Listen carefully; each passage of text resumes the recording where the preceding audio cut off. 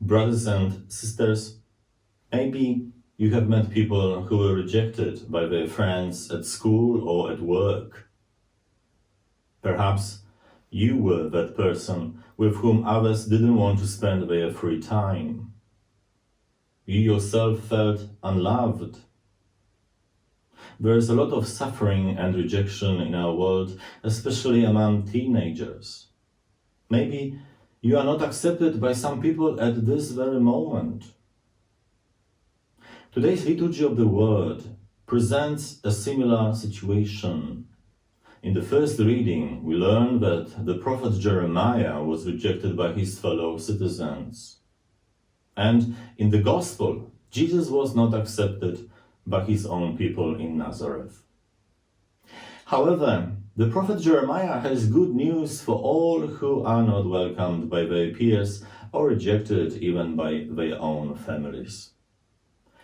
Before I formed you in the womb, I knew you. Before you came to birth, I consecrated you. Not only God knew you and me before we were born, He loved us so much that He sent His only begotten Son, who died for us, to prove that we are precious to Him, no matter what the people say or think about us. Also, we need to remember that from the moment of our baptism, we are all prophets of God consecrated to Him. We are called to use our talents and gifts, including those which we call charismatic gifts, to build up our church community, no matter whether the people like us or not. We are called to share our faith with everyone, despite possible rejection. Most likely, sooner or later, we might face an opposition, just like Jesus or the prophet Jeremiah did. However, we must continue to be faithful to our baptismal promises and be Christian missionaries wherever we live, study, or work. In his first letter to the Corinthians, St. Paul tells us what kind of approach we should have while proclaiming the gospel. Above all, we need to do it with love. He even gives us a specific list of attributes of love. He says that love is always patient and kind. It is never jealous. Love is never boastful or conceited. It is never rude or selfish. It does not take offense and is not resentful.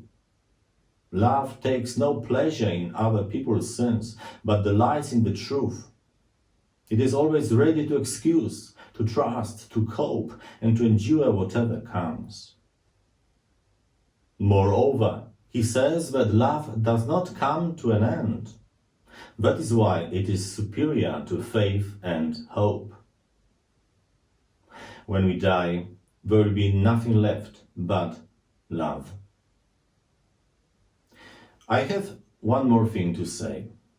I encourage you to forgive all those who hurt you in the past by not accepting you and not welcoming you as God's child.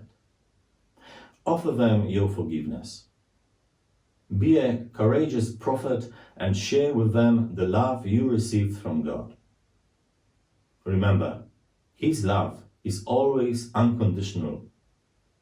Pass it on to others, not expecting anything in return. Thus, you will be like our Lord, who totally emptied Himself to save us. It will not be easy, but the reward is great.